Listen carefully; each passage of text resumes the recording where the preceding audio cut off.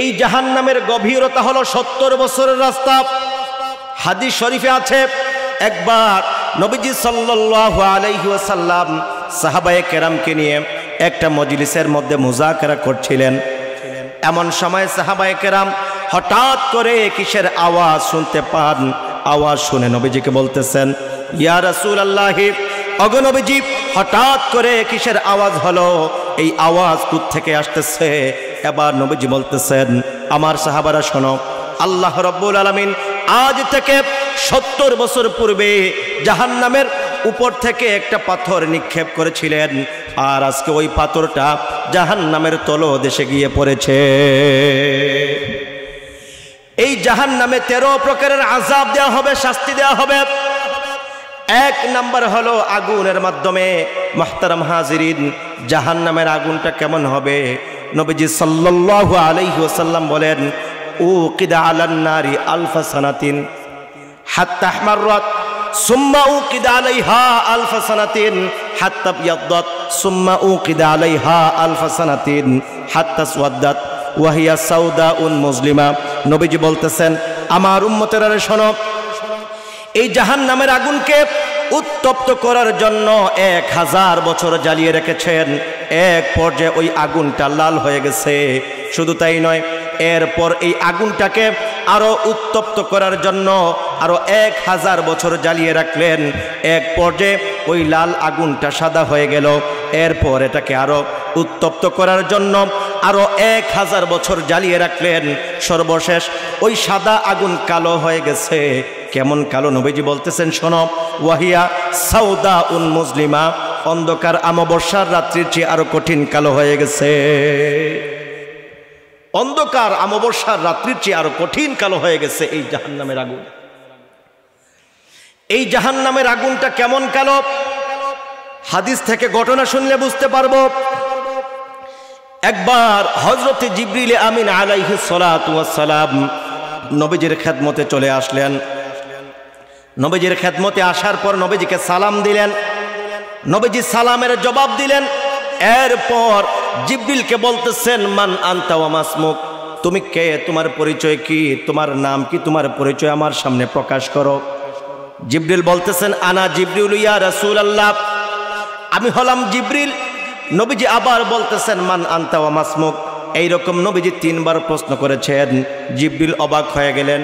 এবার জিবরিল নবীজিকে বলতেছেন, ইয়া রাসূলুল্লাহ, আমি তো আপনার খেদমতে বহুবার এসেছি, আপনি আমাকে বারবার প্রশ্ন করতেছেন আমি কে, আমার পরিচয় দেওয়ার জন্য আপনি কেন এমন আমাকে বলতেছেন? এবার নবীজি বলতেছেন, আরে জিবরিল, তুমি তো আমার খেদমতে বহুবার এসেছিলে, তোমার চেহারার মধ্যে নূর ছিল, তোমার চেহারায় আলো ছিল, আজকে তোমার চেহারা কেন এত কালো হয়ে গেছে? কালো হয়ে যাওয়ার কারণে আমি তোমাকে চিনতে পারতেছি না, এর কারণটা কি?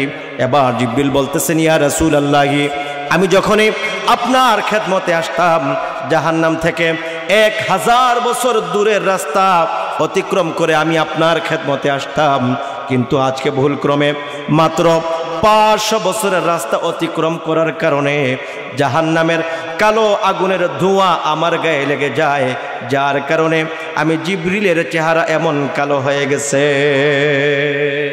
রাসূল করিম সাল্লাল্লাহু আলাইহি ওয়াসাল্লাম সাহাবায়ে কেরামকে উদ্দেশ্য করে একবার বলতেছিলেন, ও আমার সাহাবারা শোনো, আখিরি জামানায় এমন একটা কঠিন সময় আসবে আমার উম্মতের উপর, যে গোটা পৃথিবীর সমস্ত বেঈমান বেদিন কাফির মুশরিকেরা এক হয়ে যাবে।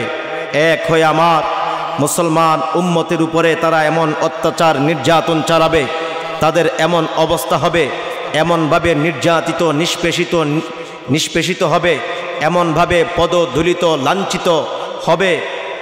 নবীজি দৃষ্টান্ত দিয়া বলেন, বন্যার পানিতে, জারি পানিতে ময়লা থাকলে যেমন ভেসে যায়, ঠিক তেমনি তারা সমস্ত বেদিন কাফির মুশরিকের সামনে টিকতে পারবে না, ভেসে যাবে। তখন সাহাবায়ে কেরাম নবীজিকে বলেছিলেন, ইয়া রাসূলুল্লাহ, এর কারণ কি? তখন কি তারা সংখ্যায় কম হবে? নবীজি বলেন, না, তাদের সংখ্যা তোমাদের চেয়ে অনেক বেশি হবে। তখন সাহাবায়ে কেরামের সংখ্যা ছিল 1.25 লক্ষ।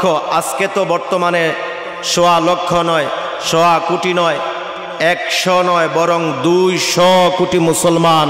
জুড়ে বলি সুবহানাল্লাহ। শুধু তা নয়, গোটা পৃথিবীতে যত ন্যাচারাল সম্পদ আছে এর মধ্য থেকে মুসলমান হলো 70% ন্যাচারাল প্রাকৃতিক সম্পদের মালিক। 57টা ইসলামী রাষ্ট্র আছে। এত জনশক্তি, এত সামর্থ্য, এত সম্পদ থাকার পরও আজকে পৃথিবীর দিকে তাকায় দেখেন, যেখানেই মুসলমান আজ সেখানে মুসলমানকে জুলুম আর নির্যাতন করা হচ্ছে। সিরিয়ার মুসলমানদেরকে নির্যাতন করা হচ্ছে।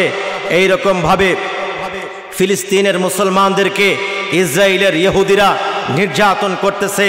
এই রকম ভাবে কাশ্মীরের মুসলমানদেরকে উগ্র হিন্দুরা 1 বছর 2 বছর নয়, যুগ যুগ থেকে তাদের উপরে অত্যাচারের স্টিম রোলার চালানো হচ্ছে।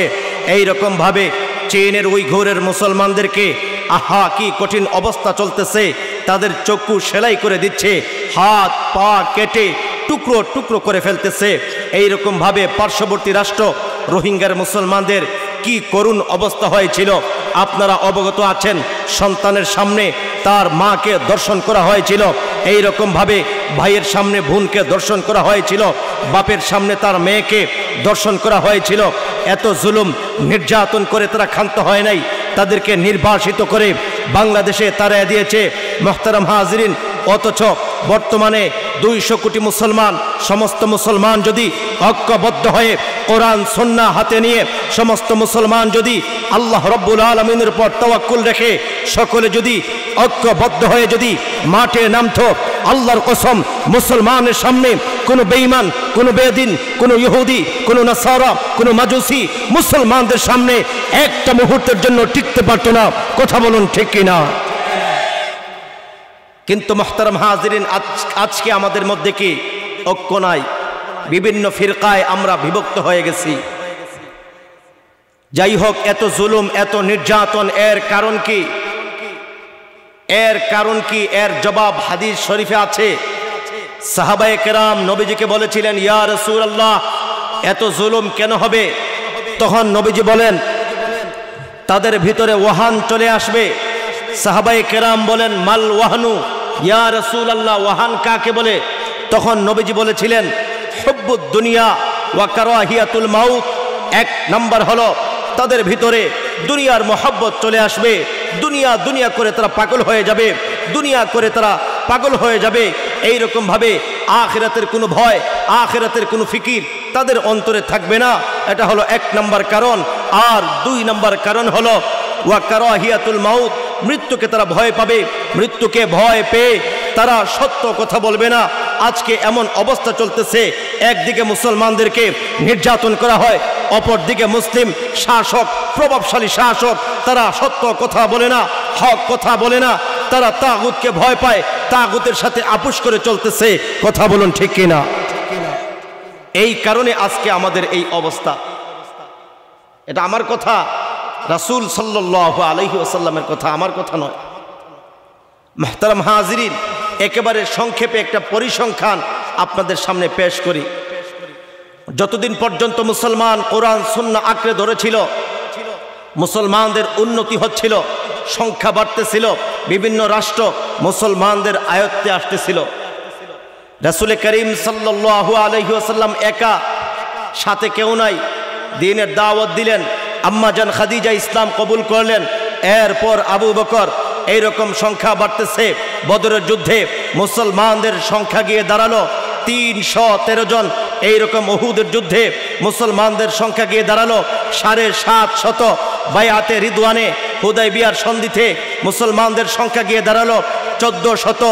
খন্দকের যুদ্ধে মুসলমানদের সংখ্যা গিয়ে দাঁড়ালো 5000।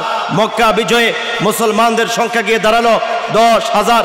হুনাইনের যুদ্ধে মুসলমানদের সংখ্যা গিয়ে দাঁড়ালো 12,000। তাবুকের যুদ্ধে মুসলমানদের সংখ্যা গিয়ে দাঁড়ালো 30,000।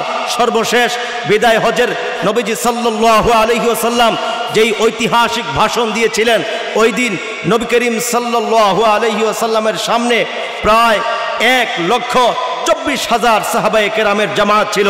আওয়াজ করে সকলে বলি আল্লাহু আকবার। কি বুঝলেন? দিন দিন সংখ্যা বাড়তেছিল। এইরকম ভাবে প্রায় 1200 বৎসর মুসলমান গোটা পৃথিবী শাসন করেছিল। আল্লাহু আকবার। রাসূল করিম সাল্লাল্লাহু আলাইহি ওয়াসাল্লাম ইন্তেকাল করেছিলেন 632 ইংরেজিতে।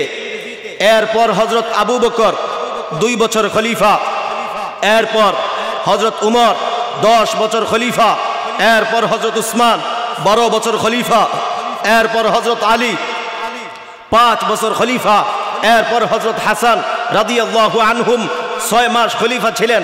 632 থেকে 661 ইংরেজি পর্যন্ত প্রায় 30 বছর হলো খুলাফায়ে রাশিদিনের শাসনকাল, খেলাফতকাল।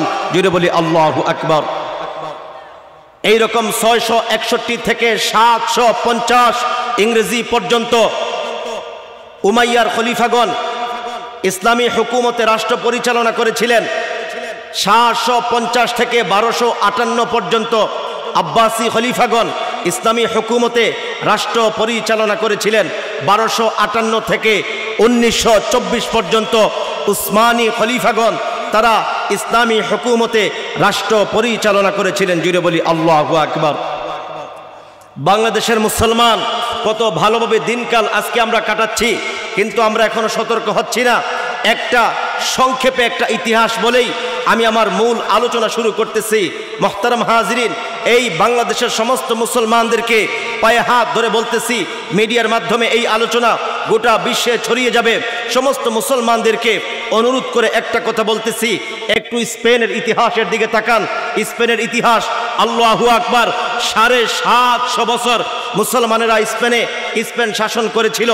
ইতিহাস দেখেন, 711 ইংরেজিতে মরক্কো থেকে একজন যুবক যার নাম ছিল তারেক বিন জিয়াদ, যুবক অবস্থায় 30,000 সৈন্য নিয়ে স্পেনের জমিনে আল্লাহর দ্বীন বুলন্দ করার জন্য রওনা করলেন। স্পেনের যখন একেবারে বর্ডারে চলে গেলেন, ওনার ঘুম চলে আসলো আর স্বপ্নে দেখতেছেন রাসূল করিম সাল্লাল্লাহু আলাইহি ওয়াসাল্লাম চলে আসলেন। স্বপ্নে দেখেন নবীজির পরনে যুদ্ধের পোশাক, সাহাবায়ে কেরামের পরনে যুদ্ধের পোশাক স্পেনে প্রবেশ করতেছেন। আর তারেক বিন জিয়াদকে বলতেছেন, ও তারেক বিন জিয়াদ, ভয় পেও না, চিন্তা করো না, সামনে অগ্রসর হও। এই কথা বলে নবীজি চলে গেলেন। তারেক বিন জিয়াদের ঘুম ভাঙলো। এবার সমস্ত মুসলমানদেরকে বলতেছেন, আইয়ুহাল ইখওয়ান, আইয়ুহাল ইখওয়ান, আল বাহরু মিন ওয়ারাইকুম ওয়াল আদুউ আমামাকুম ফাআইনাল মাফার। হে মুসলমানেরা, আমার ভাইয়েরা শোনো, আমি এই স্বপ্ন দেখেছি, নবীজি সুসংবাদ দিয়েছেন, এখন তো আমাদের যাওয়ার কোনো জায়গা নাই। আল বাহরু মিন ওয়ারাইকুম, পিছনে হলো সমুদ্র, সামনে হলো ওয়াল আদুউ আমামাকুম, আল্লাহর দুশমন, ফাআইনাল মাফার, যাবে কোথায়, পালানোর জায়গা নাই। সুতরাং সকলে স্পেনে প্রবেশ করো। আল্লাহু আকবার। সমস্ত মুসলমান আল্লাহর উপর তাওয়াক্কুল করে স্পেনে প্রবেশ করলো। মুসলমানদের বিজয় হলো। স্পেনের জমিনে আল্লাহর দ্বীন বুলন্দ হয়ে গেল। জুড়ে বলি আল্লাহু আকবার। 711 ইংরেজির কথা, 711 থেকে 1492 ইংরেজি পর্যন্ত প্রায় 750 বছর খুব ভালোভাবে মুসলমান দিনকাল কাটাচ্ছে। গৌরবময় ইতিহাস ছিল। মুসলমান সর্বপ্রথম, স্পেনের মুসলমান সর্বপ্রথম ঘড়ি আবিষ্কার করেছিল, কম্পাস আবিষ্কার করেছিল। চিকিৎসা শাস্ত্র একজন মুসলমান ইবনে সিনা উনি আবিষ্কার করেছিলেন। রসায়ন বিজ্ঞান এটাও মুসলমানদের আবিষ্কার। যাই হোক, এইরকম বিভিন্ন জিনিস আবিষ্কার করেছিল। কিন্তু যখনই মুসলমানদের ভিতরে অহংকার চলে এসেছে, যখনই মুসলমানদের ভিতরে দুনিয়ার মোহাব্বত, দুনিয়ার লোভ মুসলমানের অন্তরে ঢুকে গেছে, মুসলমানদের বিপর্যয়ের সময় চলে আসে। 1492 ইংরেজিতে পর্তুগিজ রানী ইসাবেলা মুসলমানদেরকে স্পেন থেকে ধ্বংস করার জন্য খ্রিস্টানদের বিশাল এক বাহিনী গঠন করেছিল। আর তারা ঘোষণা দিয়েছিল, স্পেনের রাজধানী গ্রানাডার মসজিদে যারা আশ্রয় নেবে তাদেরকে নিরাপত্তা দেয়া হবে, তাদেরকে কোনো হামলা করা হবে না, এবং তাদের জাহাজ আছে সমুদ্রে, ওই জাহাজে যারা আশ্রয় নেবে তাদেরকেও নিরাপত্তা দেয়া হবে। কিন্তু তারা মুসলমানদের সাথে গাদ্দারি করেছে। কোনো মুসলমান তো মসজিদে আশ্রয় নিয়েছিল, আবার কেউ জাহাজে আশ্রয় নিয়েছিল। তারা ওই মসজিদ আগুন দেয়া পুরাইয়া দিয়েছিল। এইরকম ভাবে জাহাজগুলো আগুন দেয়া পুরাইয়া সমুদ্রে ডুবাইয়া মুসলমানদেরকে ধ্বংস করে দিয়েছিল। মাত্র 1 সপ্তাহের ব্যবধানে স্পেন থেকে মুসলমানদের মুসলমান একেবারে শেষ হয়ে যায়। এই শেষ হয়ে যায় এক সপ্তাহে স্পেন থেকে ইসলাম বিদায় নিল। জুড়ে বলি নাউজুবিল্লাহ। মাত্র এক সপ্তাহের ব্যবধানে শেষ। এই কথা বলার উদ্দেশ্য হলো আমরা সতর্ক সচেতন না হলে আমাদের উপরে এই জুলুম নির্যাতন আসবে কি আসবে না? অবশ্যই আসবে। মুহতারাম হাজিরিন, এই জন্য আখিরাতের জন্য কিছু ফিকির, ভয়, জাহান্নামের ভয় যেন আমাদের অন্তরে আসে। এই জন্য আমি জাহান্নামের ভয়াবহতা নিয়ে সংক্ষেপে কোরআন হাদিসের রেফারেন্স সহকারে কিছু আলোচনা করব। শেষ পর্যন্ত থাকতে পারবেন তো ইনশাআল্লাহ? মুহতারাম হাজিরিন, আপনাদের খেদমতে আমি সূরা দুখান থেকে কয়েকখানা আয়াতে কারিমা তেলাওয়াত করেছি। প্রথমে এই আয়াতগুলোর তর্জমা শুনব, এরপর ইনশাআল্লাহ আমরা তাফসীর শুনব।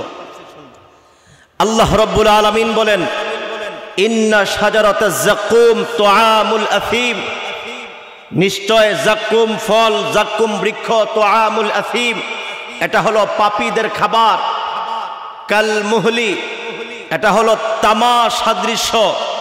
ইয়াগলি ফিল বুতুন, জাহান্নামী যখন এই ফল ভক্ষণ করবে এতটা উত্তপ্ত হবে, জাহান্নামীর পেটে যাওয়ার পরে গরমের কারণে উতলাতে থাকবে। জুড়ে বলি নাউজুবিল্লাহ। আল্লাহ রাব্বুল আলামিন দৃষ্টান্ত দিয়া বলতেছেন, কা গালইল হামিম, গরম পানি পাতিলে যেই রকম উতলায় ওই রকম পেটে উতলাতে থাকবে। মাইকের আওয়াজ বাড়ায় দাও। এরপর আল্লাহ রাব্বুল আলামিন বলতেছেন ফেরেশতাদেরকে, খুযুহু ফাতিলুহু ইলা সাওয়াইল জাহিম, ও আমার ফেরেশতারা শোনো, জাহান্নামীদেরকে খুযুহু পাকড়াও করো, ফাতিলুহু ইলা সাওয়াইল জাহিম তাদেরকে ধরে টেনে টেনে জাহান্নামের মধ্যখানে নিয়ে যাও। এরপর বলতেছেন, সুম্মা সুব্বু ফাওকা রাসিহি মিন আযাবিল হামিম, এরপর জাহান্নামীর কপালে মাথায় ফুটন্ত পুজ, উত্তপ্ত গরম পানি তাদের মাথায় ঢালো। জুড়ে বলি নাউজুবিল্লাহ। এরপর আল্লাহ রাব্বুল আলামিন বলতেছেন, যুক ইন্নাকা আনতাল আজিজুল কারীম, হে জাহান্নামী, হে নাফরমান, এখন জাহান্নামের শাস্তি ভোগ করো, আস্বাদন করো, দেখো জাহান্নামের শাস্তি কেমন। ইন্নাকা আনতাল আজিজুল কারীম, তুমি তো ছিলে খুবই স্টাবলিশড, তুমি তো ছিলে খুবই অভিজাত, তুমি তো সমাজে মাস্তানি করেছিলে, সন্ত্রাসী করেছিলে, তোমার অনেক অহংকার ছিল, তোমার বাহিনী অনেক ছিল, তোমার মাস্তানি আজকে কোথায়? জাহান্নামের আযাব এখন ভোগ করো। এই জাহান্নামের আযাব কেন দেওয়া হচ্ছে?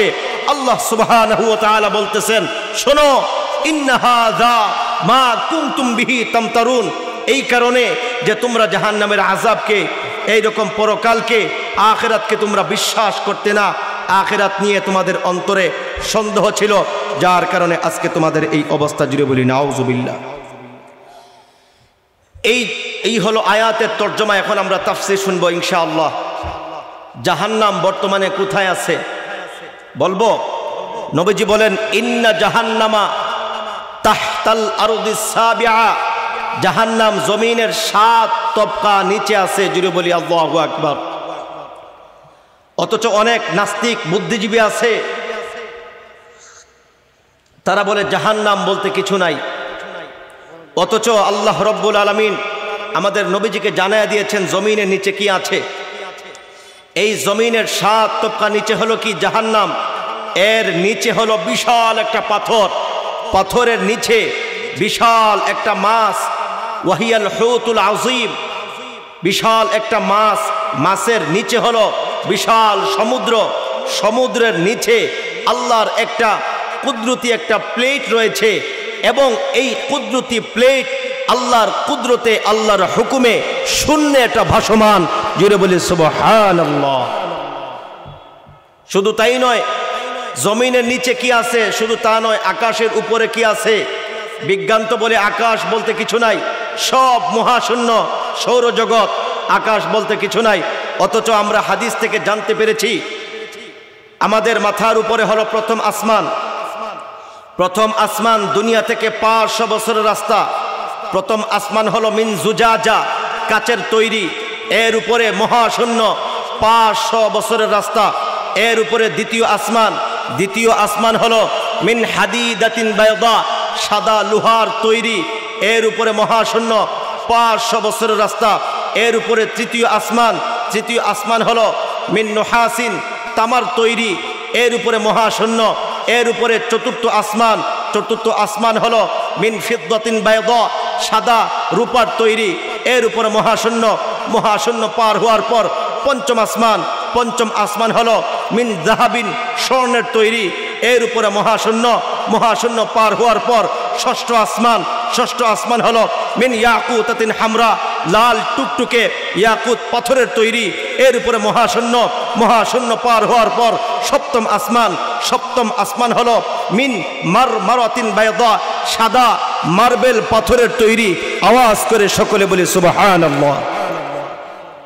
এখানেই শেষ নয়, সপ্তম আসমান পার হওয়ার পর মহাশূন্য পার হওয়ার পর হযরত মিকাইলের অফিস। এর উপরে মহাশূন্য পার হওয়ার পর হযরত ইসরাফিলের অফিস। এর উপরে মহাশূন্য পার হওয়ার পর মালাকুল মউত আজরাইলের অফিস। এর উপরে মহাশূন্য পার হওয়ার পর হযরত জিবরিল আমিন আলাইহিস সালাতু ওয়াস সালামের অফিস। এর উপরে মহাশূন্য পার হওয়ার পর সিদরাতুল মুনতাহার পাশেই জান্নাত। এর উপরে 4টা নহর, 2টা নহরের সম্পর্ক জান্নাতের সাথে, 2টা নহরের সম্পর্ক দুনিয়ার সাথে, অর্থাৎ দুনিয়ার সমস্ত পুকুর, নদী, নালা, সাগর সবকিছু ওই নহরের সাথে সম্পর্ক। এর উপরে বিশাল মহাশূন্য পার হওয়ার পর লৌহে মাহফুজ। এর উপরে আবার বিশাল মহাশূন্য পার হওয়ার পর আল্লাহর কুদরতের আরশে আযীম। সকলে আওয়াজ দিয়ে বলি সুবহানাল্লাহ। তাহলে জমিনের নিচে এবং আকাশের উপরে কি আছে মোটামুটি এখন আমরা সংক্ষেপে একটা ধারণা পাইলাম। এখন আমরা জাহান্নামের গভীরতা কেমন, আয়তন কেমন, কয় প্রকারের শাস্তি দেওয়া হবে ইনশাআল্লাহ আমরা ধারাবাহিকভাবে এখন শুনব। আলোচনা মাত্র শুরু হলো, এই মাত্র আলোচনার গেইটে আসলাম। এই জাহান্নামের আয়তন কেমন হবে, জাহান্নাম কত বড় হবে, নবীজি বলেন আমার উম্মতেরা শোনো, লাসুরাদিকুন নারি আরবাতু জুদুরিন কাসিফু কুল্লি জিদারিন মাসিরাতু 40 সানা।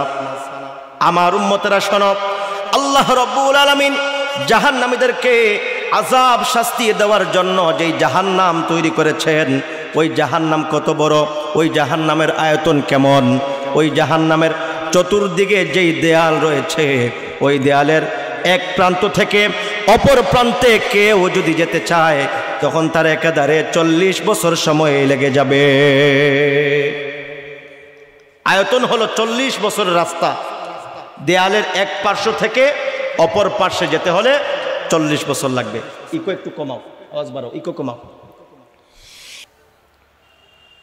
জাহান্নামের আগুন জিবরিলের গায়ে লাগে নাই, শুধুমাত্র ওই কালো আগুনের সামান্য ধোঁয়া জিবরিলের গায়ে লাগার কারণে এমন চেহারা কালো হয়েছে নবীজি চিনতে কষ্ট হচ্ছিল। অথচ হযরতে জিবরিল নবীজির খেদমতে একবার দুইবার নয় 24,000 বার এসেছেন। জুড়ে বলি আল্লাহু আকবার। জাহান্নামের আগুনের তাপমাত্রা কেমন হবে আল্লাহ রাব্বুল আলামিন সূরা হুমাযায় বলেন, নারুল্লাহিল মুকাদাতুল্লাতী তাত্তালিউ আলাল আফইদা। আল্লাহ রাব্বুল আলামিন বলেন, জাহান্নামের আগুন যখন কোনো মানুষের গায়ে লাগবে, লাগা মাত্র তার কলিজা পর্যন্ত সব কিছু জ্বলে যাবে। দুনিয়ার আগুন নিয়ে একটু চিন্তা করুন। দুনিয়ার আগুন যখন কোনো মানুষের গায়ে লাগে, প্রথমে তার চামড়া পুড়ে, এরপর তার গোশত পুড়ে, এরপর তার হাড্ডিতে যায়। কিন্তু মুহতারাম হাজিরিন, আল্লাহ বলতেছেন জাহান্নামের আগুন এই পরিমাণ উত্তপ্ত, যখন কোনো মানুষের গায়ে লাগবে, লাগা মাত্র তার কলিজা পর্যন্ত সব কিছু জ্বলে যাবে। 2 নম্বর হলো কোরআনের পরিভাষায় এটাকে মাকামি' বলা হয়। মাকামি' মানে হলো লোহার গর্জব। মনে আছে সর্বমোট কত প্রকারের আযাব দেওয়া হবে? 13 প্রকার। আমার সাথে কিছু কথা বলবেন। সর্বমোট কত প্রকারের শাস্তি? 13 প্রকারের। প্রথম হলো আগুন, 2 নম্বর হলো মাকামি', মানে লোহার গুর্জ। এই লোহার গুর্জ কেমন হবে? নবীজি বলেন এত শক্তিশালী, এত ওজনদার একটা লোহার গুর্জ দুনিয়ার সমস্ত মানুষ এবং জিন যদি চেষ্টা করে একটা মুহূর্তের জন্য কেউ উঠাতে পারবে না। এবং এই লোহার গুর্জের মাধ্যমে যদি শক্তিশালী মজবুত কোনো পাহাড়ে আঘাত করা হয়, মুহূর্তের মধ্যে পাহাড় তখন চূর্ণ বিচূর্ণ হয়ে যাবে। আল্লাহ রাব্বুল আলামিন বলেন ওয়ালাহুম মাকামিউ মিন হাদিদিন কুল্লামা আরাদু আন ইয়াখরুজু মিনহা মিন গাম্মিন উঈদু ফিহা। আল্লাহ রাব্বুল আলামিন বলতেছেন জাহান্নামীদেরকে শাস্তি দেওয়ার জন্য যেই লোহার গুর্জ রয়েছে, এই গুর্জ সম্পর্কে বলতেছেন জাহান্নামীরা যখন আযাবের কারণে অতিষ্ঠ হয়ে যাবে, অতিষ্ঠ হয়ে কুল্লামা আরাদু আন ইয়াখরুজু মিনহা মিন গাম্মিন, তারা যখন জাহান্নাম থেকে বের হওয়ার চেষ্টা করবে, মুহূর্তের মধ্যে তাদেরকে এই লোহার গুর্জের মাধ্যমে প্রচণ্ডভাবে আঘাত করবেন।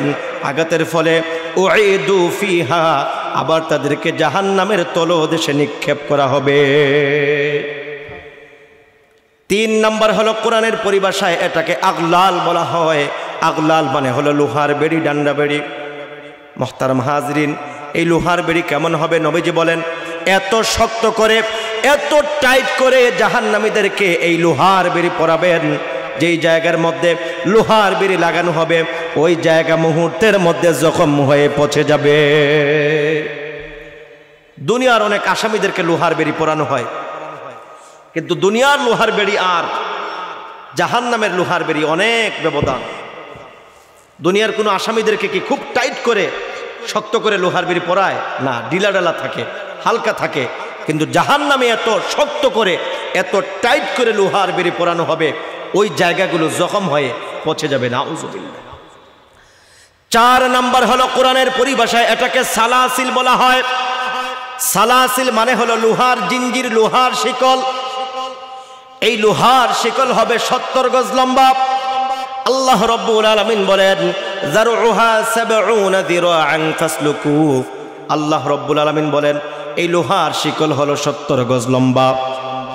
রাইসুল মুফাসসিরিন ইবনে আব্বাস রাদিয়াল্লাহু তাআলা আনহুমা বলেন ও দুনিয়ার মানুষ, এই 70 গজ এটা হলো আখিরাতের হিসাবে, যার কারণে আসমান জমিনে যেই দূরত্ব রয়েছে এর চেয়ে আরো অনেক লম্বা হবে এই লোহার শিকল।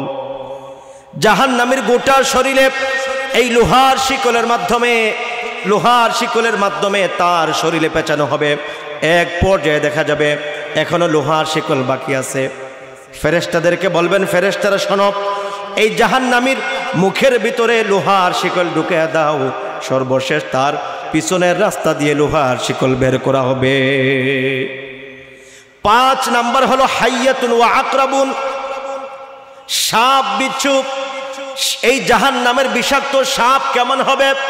নবীজি বলেন আমার উম্মতেরা শোনো, দুনিয়ার উটের গর্দানের ন্যায় লম্বা আকৃতির এক একটা বিষাক্ত সাপ হবে। উটের গর্দানের ন্যায় লম্বা এবং বিশাল আকৃতির এক একটা সাপ হবে। বিচ্ছু হবে এক একটা খচ্চরের মতো। শুধু তাই নয়, নবীজি যখন এই হাদিস বলতেছিলেন তখন সাহাবায়ে কেরামকে বলতেছেন, সাহাবারা শোনো, আমার হাতে যেই বড় খেজুর দেখতেছ, এই খেজুরের সমপরিমাণ বিচ্ছুগুলোর এক একটা দাঁত হবে। এবং এই বিষাক্ত বিচ্ছু যদি মাত্র একবার কাউকে যদি আঘাত করে, আঘাতের কারণে 40 বছর পর্যন্ত ব্যথার যন্ত্রণায় চিৎকার করবে। সাপ বিচ্ছু কাউকে যদি কামড় দেয়, এতটাই বিষাক্ত, 40 বছর পর্যন্ত চিৎকার করবে। জুড়ে বলি নাউজুবিল্লাহ। এই পর্যন্ত কয়টা শুনলাম? 5টা। কয়টা? আপনারা ঘুমাইতেছেন নাকি? মনে আছে? এটা তাকবীর দেন, লিল্লাহে তাকবীর। কি আল্লাহর মহব্বত নাই? আল্লাহর মহব্বত কার কার অন্তরে আছে একটু দেখাই। সবাই হাত উঠাই, হাত নামাবেন না। লিল্লাহে তাকবীর। আল কোরআনের আলো, হাত নামাই, হাত নামাই। আল কোরআনের আলো ঘরে ঘরে জালো। ঘুম ভাঙছে? সাথে কথা বলবেন। আমি ওয়াজ করব আর আপনারা ভুলে যাবেন এটা হবে না। ডান কানে শুনবেন আর বাম কানে বের করবেন, এটার কোনো সুযোগ নাই। আমি তাকরার করব। এই পর্যন্ত 5টা বলছি, মনে আছে? 1 নাম্বার বলেন আগুন। 1 নাম্বার আওয়াজ করে, যারা আওয়াজ করে কথা বলবে দোয়া করব আল্লাহ যেন সকলকে এই জাহান্নামের বিষাক্ত ভয়ঙ্কর আযাব থেকে তাদেরকে যেন হেফাজত করেন। সবাই বলি আমিন। আর যারা কথা বলবে না তাদের জন্য বদদোয়া করব না, শুধু আল্লাহর হাওয়ালা করলাম। 1 নাম্বার বলেন আগুন। 1 নাম্বার। 2 নাম্বার লোহার গুর্জ। 2 নাম্বার। 3 নাম্বার লোহার বেড়ি। 3 নাম্বার।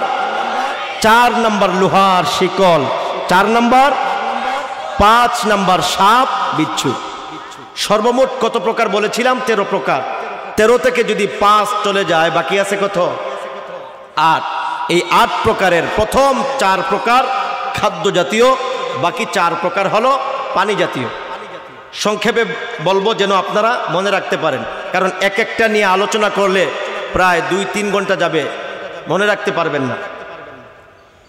সংক্ষেপে বলতেছি, খাদ্য জাতীয় 4 প্রকারের প্রথম প্রকার হলো, কোরআনের পরিভাষায় এটাকে দারি' বলা হয়। দারি' মানে হলো আগুনের কাঁটাযুক্ত একটা ফল। আল্লাহ রাব্বুল আলামিন সূরা গাশিয়ায় বলেন, তুসকা মিন আইনিন আনিয়াহ লাইসা লাহুম তুআমুন ইল্লা মিন দারি'। জাহান্নামীদেরকে উত্তপ্ত গরম ঝর্ণা থেকে তাদেরকে পানি পান করানো হবে। শুধু তাই নয়, এরপর আল্লাহ বলতেছেন লাইসা লাহুম তুআমুন ইল্লা মিন দারি'। জাহান্নামীদেরকে শুধুমাত্র কেবলমাত্র আগুনের কাঁটাযুক্ত একটা ফল দেয়া হবে। 2 নাম্বার হলো, কোরআনের পরিভাষায় এটাকে গিসলিন বলা হয়। গিসলিন মানে হলো জখমের পুঁজ। আল্লাহ রাব্বুল আলামিন বলেন, ফালাইসা লাহুল ইয়াউমা হাহুনা হামিম ওয়ালা তুআমুন ইল্লা মিন গিসলিন লা ইয়াকুলুহু ইল্লাল খাতিউন। আল্লাহ রাব্বুল আলামিন বলেন, জাহান্নামীরা সেই দিন তাদেরকে তারা উপকার করার মতো তারা কোনো বন্ধু তারা তালাশ করে পাবে না, এবং তাদেরকে শুধুমাত্র কেবলমাত্র জখমের পুঁজ দেয়া হবে খাবারের জন্য। এরপর বলতেছেন লা ইয়াকুলুহু ইল্লাল খাতিউন, শুধুমাত্র পাপী নাফরমান যারা তারাই এই পুঁজ ভক্ষণ করবে। 3 নাম্বার হলো খাদ্য জাতীয়। 3 নাম্বার হলো কোরআনের পরিভাষায় জাক্কুম বলা হয়। জাক্কুম সম্পর্কে আল্লাহ রাব্বুল আলামিন বলেন, ইন্না শাজারাতাজ জাক্কুম তুআমুল আথিম, নিশ্চয় জাক্কুম ফল এটা হলো পাপীদের খাবার। কাল মুহলি, এটা হলো তামাশা দৃশ্য। ইয়াগুলি ফিল বুতুন, জাহান্নামী যখন ভক্ষণ করবে এটা এত গরম হবে যার কারণে তার পেটের মধ্যে উতলাতে থাকবে। কাগালিল হামিম, গরম পানি পাতিলের মধ্যে যেই রকম উতলায় এই রকম জাহান্নামীর পেটে যাওয়ার পরে উতলাতে থাকবে। খাদ্য জাতীয় 4 নাম্বার হলো, কোরআনের পরিভাষায় এটাকে তুআমুন যা গুসসা বলা হয়। তুআমুন যা গুসসা মানে হলো যন্ত্রণাদায়ক বিষাক্ত কাঁটাযুক্ত একটা ফল। জাহান্নামীকে যখন দেয়া হবে খাবারের জন্য, গলার মধ্যে আটকে যাবে, নিচেও যাবে না, বাহিরেও আসবে না। এবার জাহান্নামী পানি পানি বলে চিৎকার করতে থাকবে, তার কোনো জবাব দেয়া হবে না। এই রকম শত শত বছর চলে যাবে। 1000 বছর পর আল্লাহ রাব্বুল আলামিন ফেরেশতাদেরকে বলবেন, ও আমার ফেরেশতারা, এই জাহান্নামী এই নাফরমান পানির জন্য কান্না করতেছে, এবার তার জন্য আমি জাহান্নামে পানি জাতীয় যত শাস্তি রেখেছি তার সামনে এখন এইগুলো নিয়ে যাও। এবার আসবে পানি জাতীয় শাস্তির পালা। খাদ্য জাতীয় 4 প্রকার মনে থাকবে। 1 নাম্বার আগুনের কাঁটাযুক্ত একটা ফল। 2 নাম্বার জখমের পুঁজ। 3 নাম্বার জাকুম। 4 নাম্বার খুবই যন্ত্রণাদায়ক বিষাক্ত কাঁটাযুক্ত একটা ফল।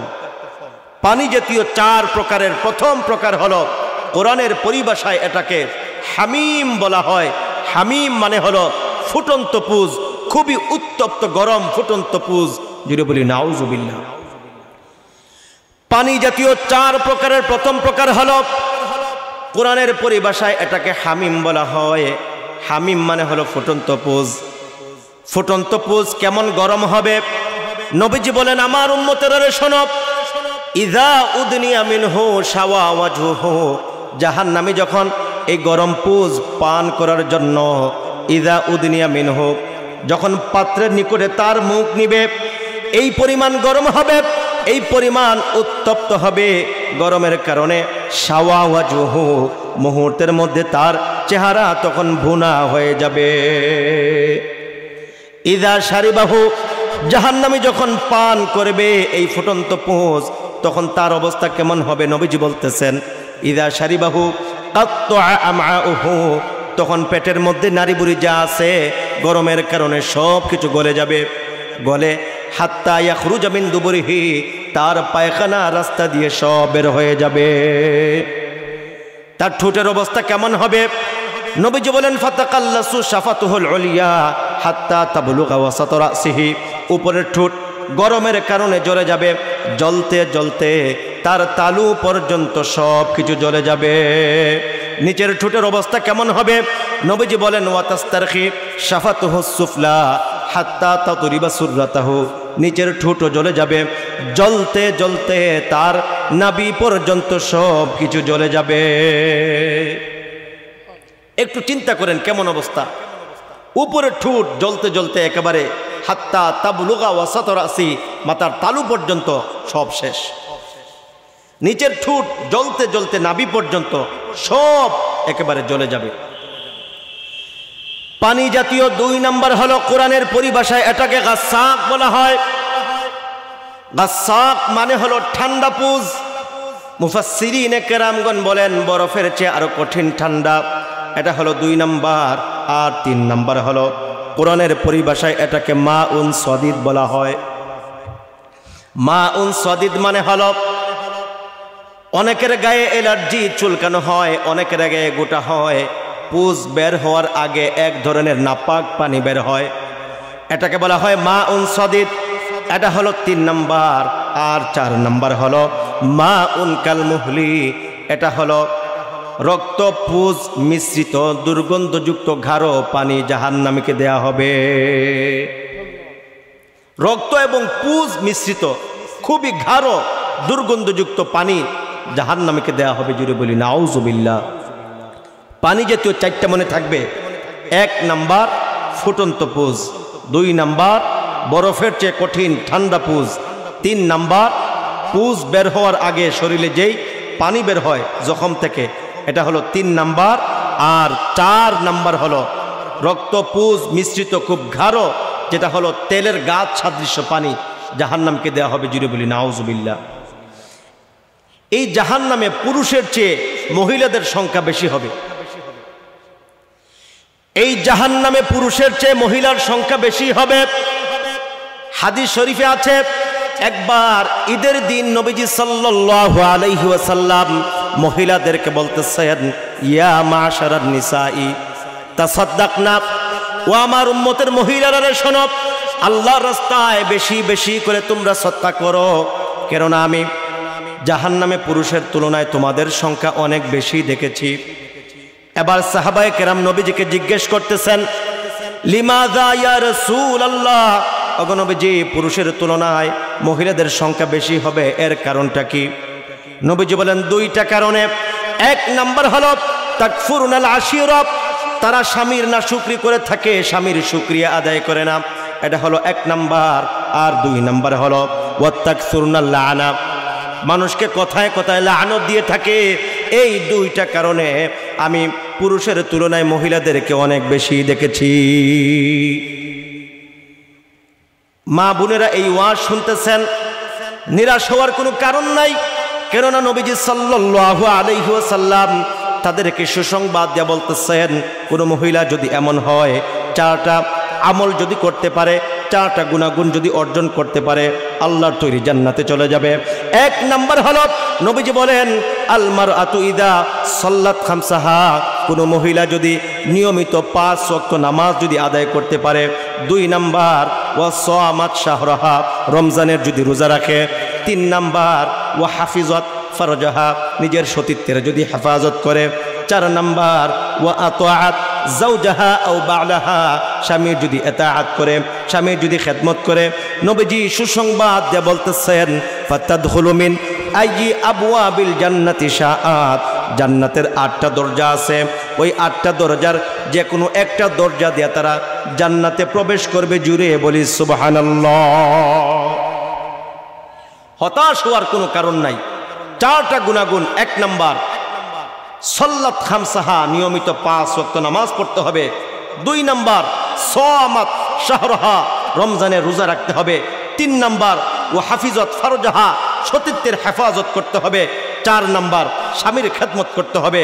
এই 4টা আমল গুণাগুণ অর্জন করতে পারলে নবীজি বলতেছেন জান্নাতের যে কোনো একটা দরজা দিয়া তোমরা জান্নাতে প্রবেশ করে। সুবহানাল্লাহ। মুহতারাম হাজিরিন, এখন একটা হাদিস বলবো।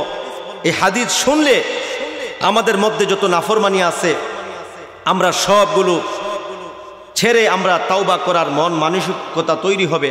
কারণ কি নাফরমানি করলে, কি ধরনের গুনাহ করলে কি আযাব হতে পারে, এই হাদিস থেকে আমরা জানতে পারবো। বলবো, মাইকে ডিস্টার্ব করতেছে বারবার। নবীজি সাল্লাল্লাহু আলাইহি ওয়াসাল্লাম মেরাজের রজনীতে যখন জাহান্নাম দেখতে গেলেন, এক পর্যায়ে নবীজি সাল্লাল্লাহু আলাইহি ওয়াসাল্লাম দেখেন কিছু মানুষ এমন দেখা যায় বিশাল বড় পাথরের মাধ্যমে তাদের মাথায় প্রচণ্ডভাবে আঘাত করতেছেন। আঘাতের ফলে পাথর গিয়ে দূরে পড়তেছে। ওইদিকে তাদের মাথা থেকে মগজ মস্তকগুলো ছিটকে ছিটকে পড়তেছে।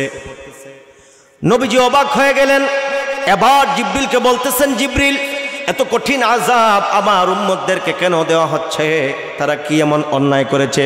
সঙ্গে সঙ্গে জিবরিল বলতেছেন, ইয়া রাসূলুল্লাহি, ওগো নবীজি, এর কারণ হলো এই সমস্ত মানুষেরা দুনিয়ার মধ্যে নামাজ পড়তো না। নামাজ না পড়ার কারণে আজকে তাদের এমন কঠিন অবস্থা হয়ে গেছে। আজকে আমাদের সমাজে আমরা নামাজ পড়ি না। অনেক লোক আছে, অনেকে আছে নামাজ পড়ে কিন্তু তার নামাজে মনোযোগ থাকে না। নামাজে মনোযোগ থাকে না, মনোযোগ কিভাবে আসবে? এই জন্য 2টা হাদিস বলতেছি। নবীজি সাল্লাল্লাহু আলাইহি ওয়াসাল্লাম বলেন, নামাজে মনোযোগ আসার জন্য শোনো, ইযা কুমতা ফি সলাতিক ফাসাল্লি সলাতা মুআদ্দা। তুমি যখন নামাজে দাঁড়াবে তুমি তখন মনে করবে এই নামাজ আমার জীবনের শেষ নামাজ। তোমার নামাজে মনোযোগ থাকে না। মনোযোগ আসার জন্য পরামর্শ হলো এই বিষয় মাথায় রাখবেন, ইযা কুমতা ফি সলাতিক ফাসাল্লি সলাতা মুআদ্দা। নবীজি বলতেছেন তুমি যখন নামাজে দাঁড়াবে তুমি মনে করবে এই নামাজ আমার জীবনের শেষ নামাজ। যদি কোনো আসামি, ফাঁসির আসামিকে যদি বলা হয়, এরে আসামি শোনো, তোমাকে একটু পরেই তোমার ফাঁসি দেওয়া হবে, কিন্তু তোমাকে 2 রাকাত নামাজ পড়ার তোমাকে সুযোগ দেওয়া হবে। একটু চিন্তা করেন তখন তার নামাজ কেমন হবে? অবশ্যই জীবনের শ্রেষ্ঠ নামাজ হবে।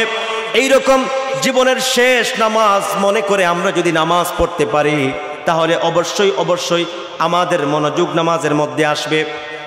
2 নাম্বার হাদিস হলো, নবীজি বলেন তুমি যখন ইবাদত করবে, তুমি যখন নামাজে দাঁড়াবে, এই বিষয়টা তুমি মাথায় রাখবে। নবীজি বলেন শোনো, আনতা আবুদাল্লাহা কাআন্নাকা তারাহু ফাইল্লাম তাকুন তারাহু ফাইন্নাহু ইয়ারাক। তুমি যখন নামাজে দাঁড়াবে তুমি মনে করবে আল্লাহ রাব্বুল আলামিনকে তুমি দেখতেছো। আর শোনো, ফাইল্লাম তাকুন তারাহু, আর তুমি যদি আল্লাহ রাব্বুল আলামিনকে দেখতে না পাও অন্তত পক্ষে তুমি এই ধারণা রাখবে আল্লাহ রাব্বুল আলামিনের সামনে তুমি দাঁড়ায় আছো, আল্লাহ রাব্বুল আলামিন তোমাকে দেখতেছেন। এই বিষয় যদি তুমি তোমার মাথায় রাখতে পারো অবশ্যই তোমার মনোযোগ নামাজের ভিতরে চলে আসবে। সুবহানাল্লাহ। মুহতারাম হাজিরিন, আজকে আমরা এমন নামাজি 30 বছর 40 বছর 50 বছর হয়ে গেছে নামাজ পড়তেছি, নামাজের মধ্যে কি পড়ি, নামাজের মধ্যে কি বলি আমরা বুঝি না, জানি না। কেউ কি কোনোদিন জিজ্ঞেস করছেন কোন হুজুরকে, হুজুর আমি যে নামাজ পড়ি, নামাজে রুকুতে যেয়া বলি সুবহানা রব্বিয়াল আযীম, সিজদায় যেয়া বলি সুবহানা রব্বিয়াল আ'লা, এর অর্থ কি আমাকে বলুন? জীবনে কেউ জিগায় না। জিগাইছে? কেউ জিগায় না। কেন? নিজের ভিতরে এই প্রশ্নটা আসে না, আমি কি বলি, কি পড়ি? সুবহানা রব্বিয়াল আযীম, আমি আমার মহান রবের পবিত্রতা বর্ণনা করতেছি। সুবহানাল্লাহ। সুবহানা রব্বিয়াল আ'লা, আমি আমার মহান রবের পবিত্রতা বর্ণনা করতেছি। এই বিষয় যদি মাথায় আসে তখন 3 বার নয় 5 বার 7 বার 9 বার বলতে মন চাইব। কেনে? কারণ কি? কারণ হলো আপনি অর্থ বুঝতেছেন, আপনি বলতেছেন আমি তো আল্লাহর প্রশংসা করতেছি, আমি আল্লাহর প্রশংসা করতেছি, তখন বারবার বলতে ভালো লাগবে। ইতমিনানের সাথে নামাজ পড়বেন, নামাজের মধ্যে মনোযোগ আসবে। হাদিস শরীফে আছে, বান্দা যখন নামাজে দাঁড়ায় আর নামাজে দাঁড়ানোর পর সূরাতুল ফাতিহা যখন তেলাওয়াত করে, আল্লাহ রাব্বুল আলামিন বান্দার প্রতিটা আয়াতের তখন জবাব দিয়া দেন। সুবহানাল্লাহ। বান্দা যখন নামাজে দাঁড়ায় যখন বলে আলহামদুলিল্লাহি রাব্বিল আলামিন, সমস্ত প্রশংসা শুধুমাত্র কেবলমাত্র আল্লাহ রাব্বুল আলামিনের জন্য, তখন আল্লাহ রাব্বুল আলামিন এই আয়াতের জবাবে তখন বলেন হামিদানি আব্দি, আমার বান্দা আমার প্রশংসা করেছে। এরপর বান্দা যখন বলে আর রহমানির রহিম, পরম করুণাময় অতিশয় দয়ালু মেহেরবান আল্লাহ রাব্বুল আলামিন, এই আয়াতের জবাবে আল্লাহ রাব্বুল আলামিন বলেন আসনা আলাইয়া আব্দি, আমার বান্দা আমার আরো কিছু প্রশংসা করলো। এরপর বান্দা যখন বলে মালিক ইয়াউমিদ্দিন, বিচার দিনের মালিক, এই আয়াতের জবাবে আল্লাহ রাব্বুল আলামিন বলেন মাজ্জাদানি আব্দি, আমার বান্দা আমার বরত্বের আমার মহত্বের স্লোগান দিল। এরপর বান্দা যখন বলে ইয়্যাকা না'বুদু ওয়া ইয়্যাকা নাস্তাঈন, আল্লাহ তাআলা শুধুমাত্র কেবলমাত্র তোমার ইবাদত করি এবং তোমার কাছে সাহায্য চাই, এই আয়াত যখন বান্দা যখন তেলাওয়াত করে, আল্লাহ রাব্বুল আলামিন সঙ্গে সঙ্গে তার এই আয়াতের জবাবে তখন বলেন হাদা মা বাইনি ওয়া বাইনা আব্দি ওয়া লি আব্দি মা সাআল, এরে বান্দা ইতিপূর্বে তুমি আমার অনেক প্রশংসা করেছো, আমার প্রশংসা করার কারণে আমি আল্লাহ রাব্বুল আলামিন রাজি হয়ে গেছি। বান্দারে শোনো, এই আয়াতের অর্ধেক অংশ আমার আর অর্ধেক অংশ তোমার। বান্দারে তুমি আমার প্রশংসা করার কারণে আমি তোমার প্রতি রাজি হয়ে গেছি, এবার তুমি এখন আমার কাছে কি চাইবা চাও, আমি আল্লাহ রাব্বুল আলামিন তোমার সমস্ত চাওয়া পাওয়া কবুল করব। জুড়ে বলি সুবহানাল্লাহ। যাই হোক মুহতারাম হাজিরিন, সেদিকে যাচ্ছি না। এই বিষয়গুলো যখন পড়ব, সূরাতুল ফাতিহা পড়ব, অর্থ কি বুঝার চেষ্টা করব, এরপর তাসবিহ কি পড়তেছি, কি বলতেছি, কি দোয়া পড়তেছি, বুঝে বুঝে যদি নামাজ পড়ি, অবশ্যই মনোযোগ নামাজের মধ্যে থাকবে। জুড়ে বলি সুবহানাল্লাহ। আমাদের আলোচনা কোথায় ছিল? নবীজি জাহান্নাম দেখতে গেলেন, কি আযাব হয়। প্রথমে দেখলেন কি নামাজ না পড়ার কারণে মাথায় প্রচণ্ডভাবে আঘাত করা হচ্ছিল।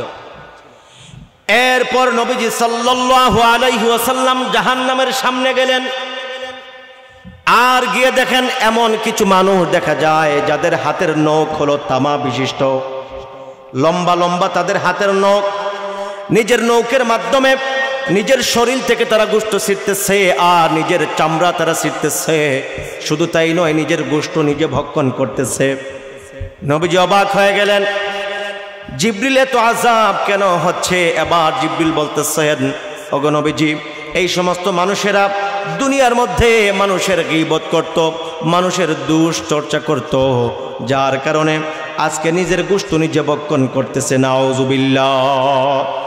নবীজি সাল্লাল্লাহু আলাইহি ওয়াসাল্লাম সামনে গেলেন, গিয়ে অবাক হয়ে গেলেন, বিশাল বড় তন্দুরের চুলা দেখা যায়, আর তন্দুরের চুলার ভিতরে দাউ দাউ করে আগুন জ্বলতেছে।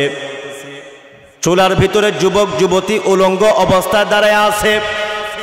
আগুনের ভিতরে বিষাক্ত সাপ বিচ্ছু দেখা যায়।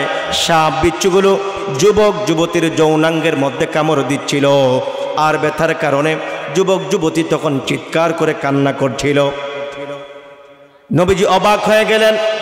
এবার জিবরিলকে বলতেছেন, এরে জিবরিল, এত কঠিন আযাব কেন হচ্ছে? এই সমস্ত যুবক যুবতী কি এমন অন্যায় করেছে? সঙ্গে সঙ্গে জিবরিল বলেন, ইয়া রাসূলুল্লাহি, এই সমস্ত যুবক যুবতী দুনিয়ার মধ্যে জিনা ব্যভিচার করেছে, যার কারণে আজকে তাদের লজ্জাস্থানে সাপ বিচ্ছু দংশন করতেছে। নাউযুবিল্লাহ। এরপর নবীজি সামনে গেলেন, গিয়ে দেখেন রক্তের একটা সাগর দেখা যায়। রক্তের সাগরে কিছু মানুষ সাঁতার কাটতেছে, তারা সমুদ্রের কিনারে আসবে। কিন্তু তারা যখনই সমুদ্রের কিনারে আসবে, ফেরেশতারা ভীষণ বড় বল্লম নিয়ে তাদেরকে আঘাত করতেছেন। আঘাতের ফলে আবার তারা মধ্যখানে চলে যায়, আবার কিনারে আসবে, আবার তাদেরকে আঘাত করা হচ্ছে। এরে জিবরিল, এই সমস্ত মানুষেরা কি এমন অন্যায় করেছে? আজকে রক্তের সাগরে তারা সাঁতার কাটতেছে, হাবুডুবু খাচ্ছে। এবার জিবরিল বলতেছেন, ইয়া রাসূলুল্লাহি, এই সমস্ত মানুষেরা দুনিয়ার মধ্যে সুদই কারবার করেছে, সুদ খেয়েছে, যার কারণে আজকে তাদের এমন কঠিন অবস্থা হয়ে গেছে। সুদ আমাদের এলাকায় আছে না নাই? আছে। প্রায় 98% মানুষ সুদ খায়। কেউ ইচ্ছায়, কেউ অনিচ্ছায়, কেউ জেনে, কেউ না জেনে। কথা বলুন ঠিক কিনা? সুদ সম্পর্কে কয়েকটা হাদিস বলি, তাহলে সবাই সতর্ক হবে। নবীজি সাল্লাল্লাহু আলাইহি ওয়াসাল্লাম সুদ সম্পর্কে বলেন, দিরহামু রিবান ইয়াকুলুহু রাজুলু আশাদ্দু মিন 36 জিনা। নবীজি বলতেছেন, কোন বান্দা যদি 1 দিরহাম পরিমাণ কেউ যদি সুদ খায়, সে যেন 36 বার জিনা করার চেয়ে মারাত্মক অন্যায় করলো। নাউযুবিল্লাহ। 36 বার জিনা করার চেয়ে মারাত্মক অন্যায়। শুধু তাই নয়, ভিন্ন হাদিসে পাওয়া যায়, নবীজি বলেন, আর রিবা 70 হুবা, সুদের 70টা গুনাহ রয়েছে। এর মধ্য থেকে আইসারুহা, সর্বনিম্ন গুনাহ হলো আইয়ান কি হার রাজুলু উম্মাহু, নিজের মায়ের সঙ্গে নিজে জিনা করা। নাউযুবিল্লাহ। এইরকম আরেকটা হাদিস হলো, নবীজি সাল্লাল্লাহু আলাইহি ওয়াসাল্লাম 4 প্রকারের মানুষের জন্য নবীজি লানত করেছেন। হাদিস শরীফে আছে, লানা রাসূলুল্লাহ সাল্লাল্লাহু আলাইহি ওয়াসাল্লাম আকিলার রিবা ওয়া মুকিলাহু ওয়া শাহিদাইহি ওয়া কাতিবাহু। নবীজি 4 শ্রেণীর মানুষের জন্য অভিশাপ দিয়েছেন। 1 নাম্বার আকিলার রিবা, যে নিজে সুদ খাবে। 2 নাম্বার ওয়া মুকিলাহু, অন্যকে যে সুদ দিবে। 3 নাম্বার হলো ওয়া শাহিদাইহি, সুদের যে সাক্ষ্য হবে। আর 4 নাম্বার হলো ওয়া কাতিবাহু, সুদি লেনদেন যারা লিপিবদ্ধ করবে। এই 4 শ্রেণীর মানুষ কোনোদিন আল্লাহর তৈরি জান্নাতে যাবে না, এবং তাদের জন্য নবীজি অভিশাপ করেছেন। নবীজি যেহেতু অভিশাপ করেছেন, কিয়ামত পর্যন্ত তারা শান্তিতে থাকতে পারবে না। যাই হোক, নবীজি সাল্লাল্লাহু আলাইহি ওয়াসাল্লাম এক পর্যায়ে সামনে দেখেন, এমন কিছু মানুষ দেখা যায় যাদের পেট হলো বিশাল বড় মটকার মতো।